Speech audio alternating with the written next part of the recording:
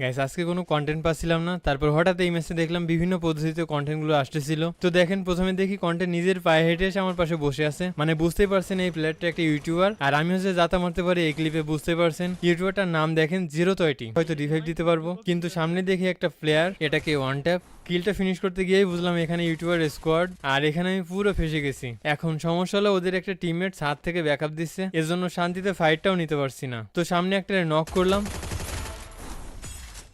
এখন মনে হচ্ছে ওরা হয়তো রাশ করতে পারে, তারপর সত্যি সত্যি একটা প্লেয়ার রাশ করে দেয়, তো ওটাকেও ডাউন। আমার এইচপি একেবারে লো করে দিয়েছে, একটুর জন্য বেঁচে গেছি। তো সামনে ইউটিউবারটা আবার রিভেঞ্জ নেওয়ার জন্য আসছে, তো আবারও নক করলাম। গাইস তোমরা তো দেখতে পেলাম মুন্না ভাইয়ের সুন্দর একটা গেম পেলে। এখন চলো আমারও কিছু জাতা গেম পেলে তোমাদেরকে দেখাই। এই ভিডিওর মাধ্যমে তোমরা জানতে পারবে আমি কত সুন্দর জাতা মারতে পারি। দেখো কিভাবে জাতা মারি। একটা ওয়ান ট্যাপ মারলাম, এই দেখো জাতা জাতা শুরু হয়ে গেছে।